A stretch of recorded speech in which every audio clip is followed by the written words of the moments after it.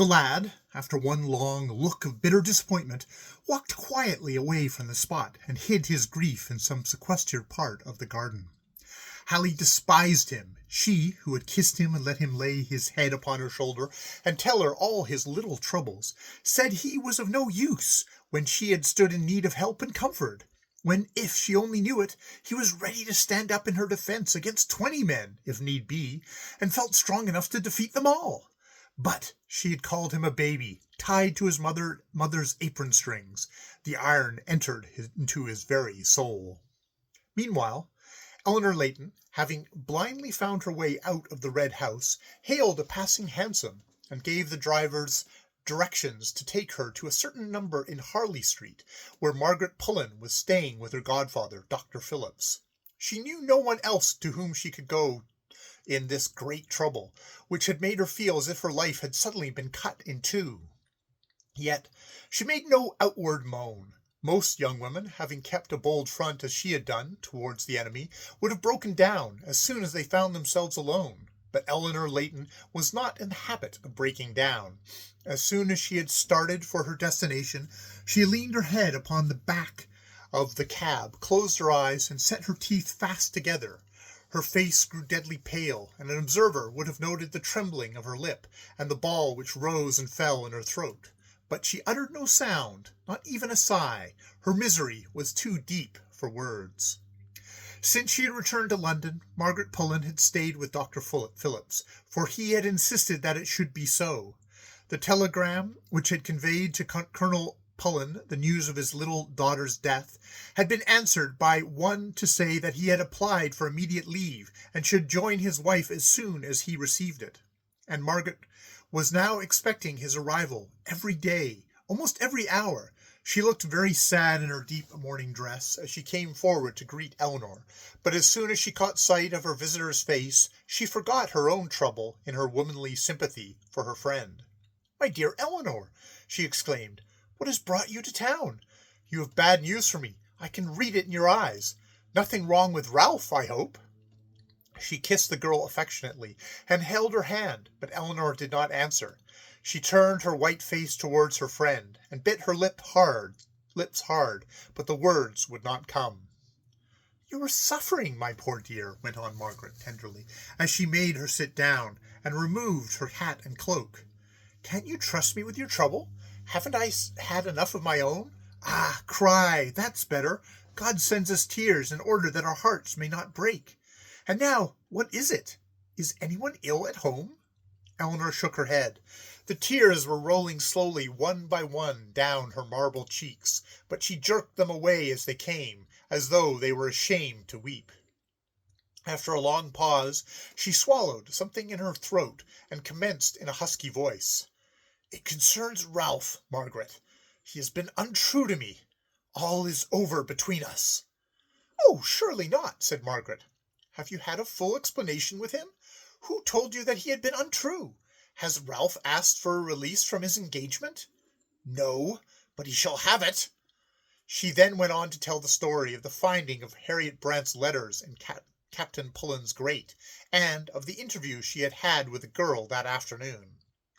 "She did not attempt to deny it," continued Eleanor. "On the contrary, she declared that he had made love to her all the time he was at Haste, and that he had said that she was the only woman who had ever touched his heart, and that no man with human feelings could be happy with such a cold, reserved nature as mine.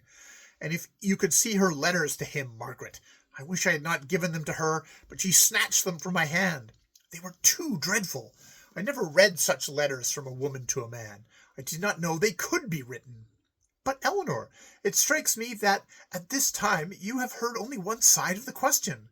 What does it signify what Miss Brant may say? The only things of importance to you is what Ralph will say." "But there were her letters. They told their own story.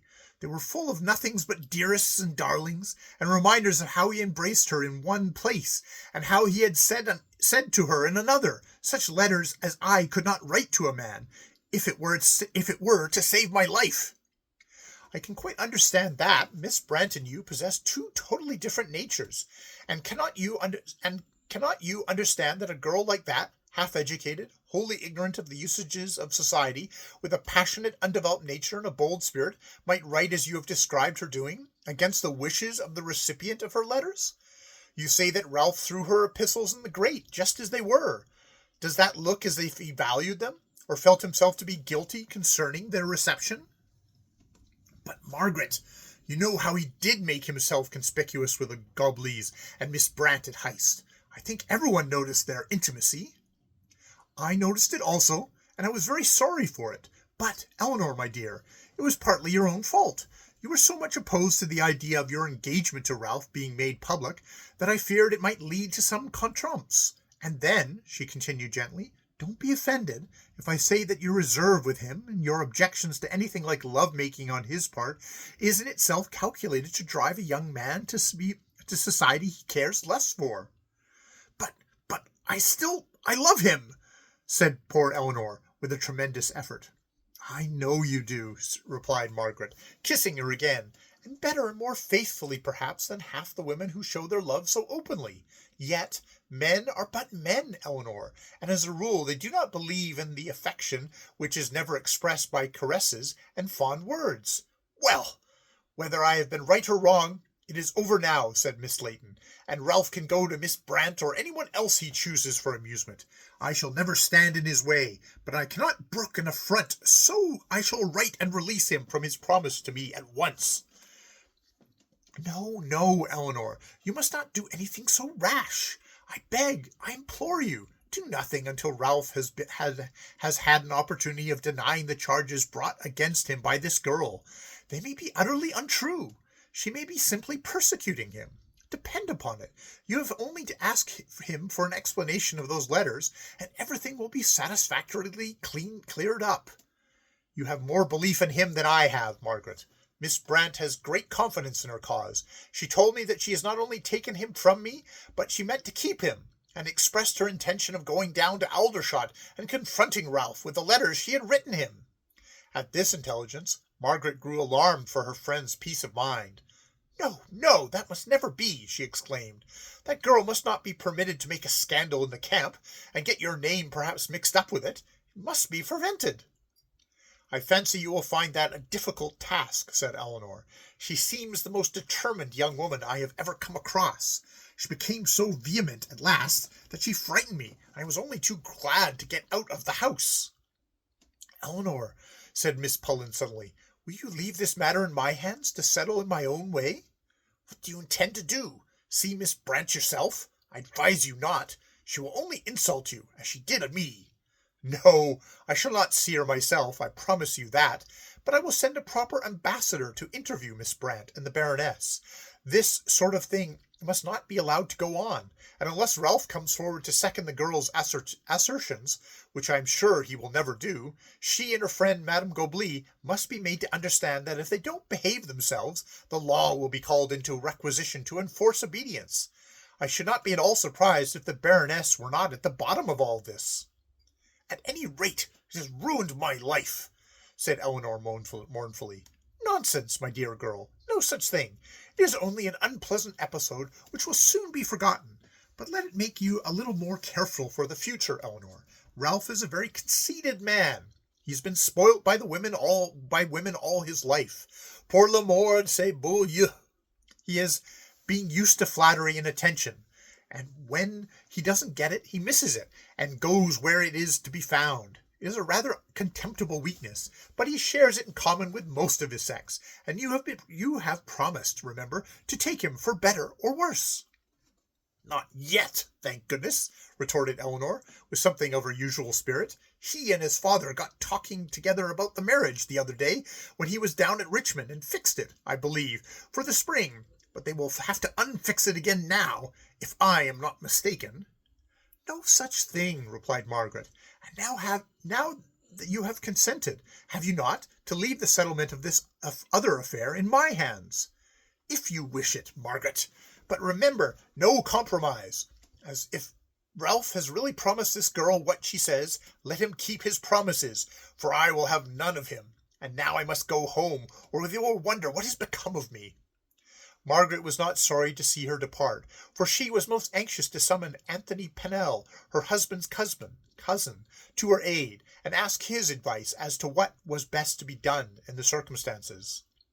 She had great faith in Anthony Pennell, not only in his genius, which was an accepted thing, but in his good sense, which is not usually found associated with the higher quality.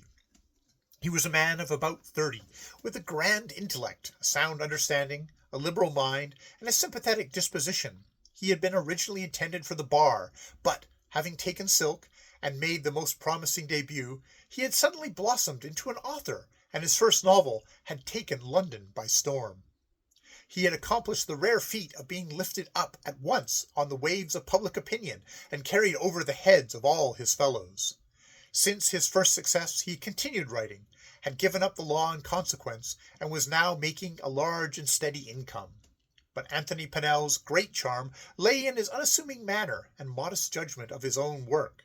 His triumphs were as much more astonishing to him than to his friends. In person he was less handsome than his cousin Ralph Pullen, but much more manly-looking, having being a distinguished athlete in his college days, and still finding his best recreation on the cricket fields and the golf ground. He was very fair, with a white skin, embrowned here and there by sun and outdoor exercise, short curly hair, a fine figure, standing 6 foot high, and the bluest of blue eyes. He was smoking in his own chambers late that afternoon, when he received a telegram from Margaret Pullen. "Can you come over this evening?" And as soon as he had changed his lounging coat, he obeyed her summons. End of chapter 11 of The Blood of the Vampire.